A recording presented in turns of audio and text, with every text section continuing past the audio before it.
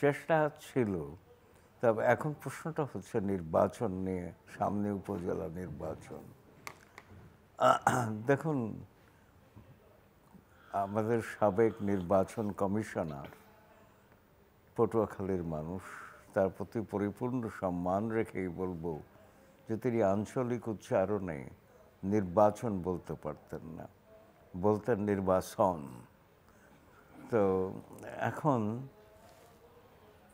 নির্বাচন হচ্ছে না, হচ্ছে নির্বাচন।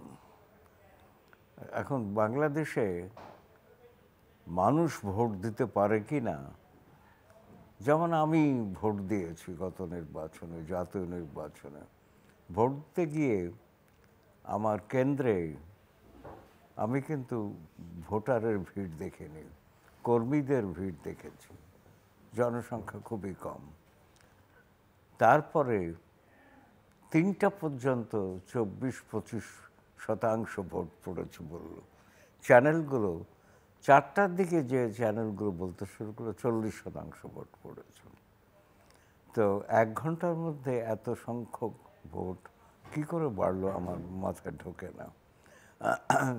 তো যাকে এখন প্রশ্ন হচ্ছে যে সাবেক নির্বাচন কমিশনার সাখাওয়াত হোসেন একটি কাগজে মন্তব্য করেছিলেন যে সারাদিনের চিত্র এই পরিমাণ ভোট পড়ার দৃষ্টান্ত তৈরি করে না আর কি। যাকে যার যা ভাবনা আছে, আমার ভাবনার কথা বলছি। তা এখন সবচেয়ে সমস্যাটা হচ্ছে যে বিএনপি বলেছে তারা নির্বাচন বর্জন করবে, কিন্তু আমরা তো কাগজে দেখছি যে বিএনপি জামাতের বেশ কিছু মানুষ নির্বাচনে দাঁড়িয়েছেন।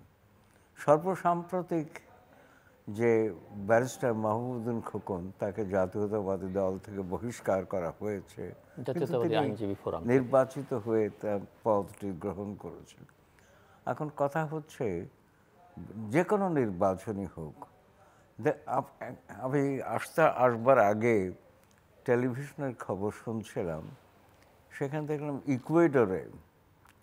ইকুয়েডরে সরকারের অ্যান্টি গ্যাং ভায়োলেন্সের উপরে জনগণের মত আছে কি না তা যাচাই করা হলো, এবং শেষ স্ক্রলে দেখলাম যে সরকার প্রায় জয়ী হতে চলেছে, কারণ সরকারের পদক্ষেপের প্রতি জনগণের সায় আছে।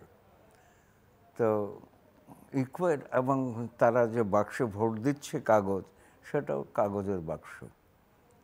তো এরা সবচেয়ে সহিংস দেশ ছিল ইউরোপের, সহিংস দেশ প্রতিবেশীদের তুলনায়। অথচ সেই ইকুয়েডরে গণতন্ত্র কি পরিমাণ আছে তার সূচক হচ্ছে এই প্রশ্নে একটা রেফারেন্ডাম, গণভোট হওয়া। তো বাংলাদেশে মানুষের কি ভোটদানের অধিকার আছে কি না, সেইটা একটু প্রশ্নবিদ্ধ হয়ে গেছে। অথচ আমি বলেছিলাম যে সাম্য, মানবিক মর্যাদা এবং সামাজিক ন্যায় বিচার, 3টি যদি থাকতো, 3টির একটু যদি অর্জন করতে পারতাম, তাহলে বোধহয় আমাদের এই প্রশ্নের মুখোমুখি হতো না আর কি। ভাবনা আছে অবশ্য, কিন্তু ভাবনাহীন হতে পারছে না আমি।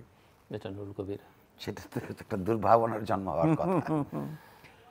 জি, স্যার যেখান থেকে শুরু করেছেন, জানেন আমার খুবই শ্রদ্ধাভাজন শিক্ষক, এবং শিক্ষকদের সামনে কথা বলা এক ধরনের ওই ছাত্রের একটা জড়তা থাকে, সেটা কবুল করেই বলছি। উনি যেখান থেকে শুরু করেছেন সেখান থেকেই বলি। ওইখানে লক্ষ্যের মধ্যে ওই প্রক্লেমেশনের, স্বাধীনতার ঘোষণাপত্রের গণতন্ত্র কথাটা ছিল না। তো ধরে নেওয়া হচ্ছিল যে এটা গণতান্ত্রিক রিপাবলিক তৈরি হবে, ওইটা আন্ডারস্টুড। তখন এই যে 3টার একটাও আসলে আলাদাভাবে অর্জন করবার রাজনীতিতে বা রাজনৈতিক রাষ্ট্র ব্যবস্থায় কোনো ব্যবস্থা নাই। ন্যূনতম যদি গণতান্ত্রিক একটা রাষ্ট্র ব্যবস্থা তৈরি করা যেত, তখন এগুলোর জন্য লড়াই, সংগ্রাম,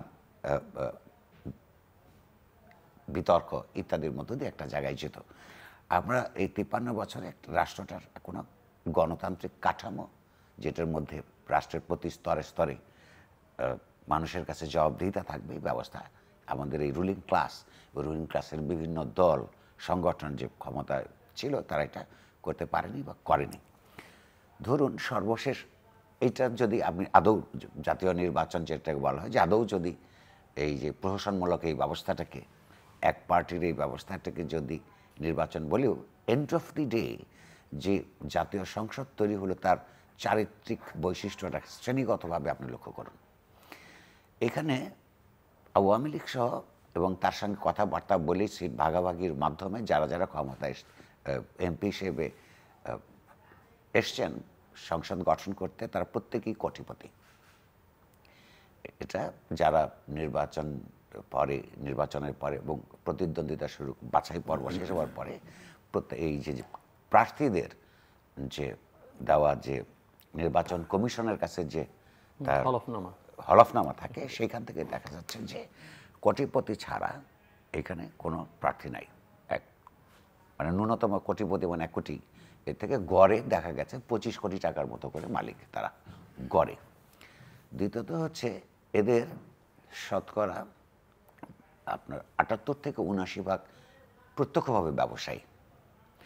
তাহলে একটা জাতীয় সংসদ হওয়ার অর্থ হচ্ছে যে কোনো দেশে বা যে কোনো সময়ে যে একটা দেশের যতক্ষণ পর্যন্ত নানা শ্রেণীতে বিভক্ত একটা মানুষ জনগোষ্ঠী থাকে, জাতীয় সংসদকে তো প্রতিনিধিত্বমূলক হতে হয়। প্রতিনিধিত্বমূলক এই অর্থে যে নির্বাচনের মধ্য দিয়ে যেমন একটা প্রতিনিধিত্ব তৈরি করবার রাজনৈতিক দিক থাকে, আবার সমাজের বিভিন্ন শ্রেণীর নানা মানুষকে দ্বারা একটা যদি জাতীয় সংসদ প্রতিনিধিত্ব না হয় সেটা তো জাতীয় সংসদ বলা যায় না। পরিষ্কারভাবেই এটা একটা বিত্তবান শ্রেণীর কোটিপতি শ্রেণীর সত্যিকার অর্থে আক্ষরিক অর্থে একটা ক্লাবে অধঃপতিত হয়েছে, যেটাকে জাতীয় সংসদ বলে চালানো হচ্ছে। এখন যেই দেশের 18 কোটি মানুষের মধ্যে অল্প সংখ্যক বিত্তবান মানুষের কিছু ব্যবসায়ী প্রতিনিধিকে জাতীয় সংসদ বলা হয়, সেই সংসদে এই শ্রেণীর স্বার্থের বাইরে বৃহত্তর যে জনগোষ্ঠী তাদের আপনার জীবনের মান, তাদের রাজনৈতিক ভাবনা, তার শিক্ষা, তার চিকিৎসা, এগুলো নিয়ে ওখানে আলোচনা হবে এবং সেই আলোচনার ভিত্তিতে জনস্বার্থপরায়ণ কোনো সিদ্ধান্ত তৈরি হবে, এটা আশা করাই বাতুলতা।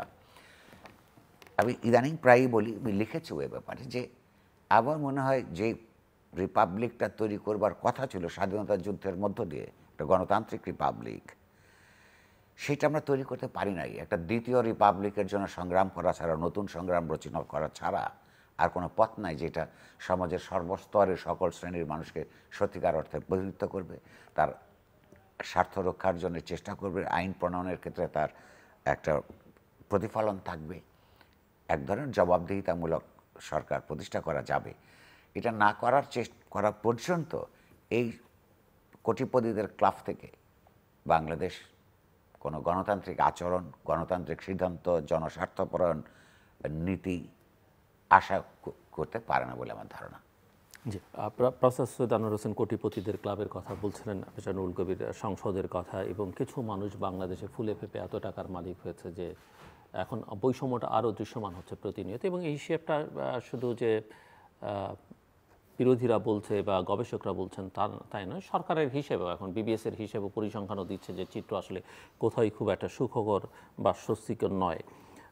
কিন্তু এরকম একটা অবস্থায় দেখতে পাচ্ছি। এবং এই যে কোটিপতিদের এর বাইরেও আমরা দেখতে পারি প্রশাসনের, উনি তো সংসদের কথা বলেছেন, প্রশাসনের কর্তা ব্যক্তিদের, সাবেক একজন আইজিপির কি পরিমাণ সম্পদ একটা পত্রিকায় বেরোলো এবং সেটা নিয়ে কেউ মুখ খোলেননি, কারো নজর পড়েনি। শেষ পর্যন্ত সামাজিক যোগাযোগ মাধ্যমের চাপে, গণমাধ্যমের চাপে, আইনি আশ্রয় নেওয়ার ফলে দুদক সর্বশেষ গতকাল সিদ্ধান্ত নিয়েছে তারা ওই দিকে নজর দেবে। এই রকম দুর্নীতির চিত্র আমরা একদম একটা ছোট স্তরের রাজনৈতিক কর্মী থেকে শুরু করে বহু মানুষের মধ্যে বাংলাদেশে দেখতে পাচ্ছি। এবং এরকম জায়গায় আবার সাধারণ মানুষের অসহায়ত্ব আমরা দেখতে পাচ্ছি। বাজারের যদি যাওয়া যায়, দেখা যাচ্ছে যে দ্রব্যমূল্যের যে ঊর্ধ্বগতি, মানুষ হিমশিম খায়, তার আয় দিয়ে কোনোভাবেই সে তার ব্যয় সামলাতে পারে না। মানে আপনি নিজে কি ফিল করেন? এবং আবারও সেই ভাবনার জায়গায় যাই আমরা। না, ধন্যবাদ। সব কিছু নেই আমি ভাবি তো আমার ভাবনা মানে ভাবনাহীনতা নয়। প্রথমত বিত্তবানদের জাতীয় সংসদ, 184 জনের বেশি ব্যবসায়ী, এবং সেই বৃত্তের সঙ্গে যদি তাদের চিত্ত থাকতো, সেই বৃত্তের সঙ্গে যদি তাদের জ্ঞান থাকতো, লেখাপড়া থাকতো, অবশ্যই কারো না কারো আছে। আহরণ তো আমি সবাইকে তো ঢালাওভাবে আমরা বলতে পারি না। সঙ্গে চিত্ত তো আহরণ তারা করেনি, করলে বৃত্ত অর্জন করতে পারতো না আর কি। এখন প্রশ্নটা হচ্ছে, যেমন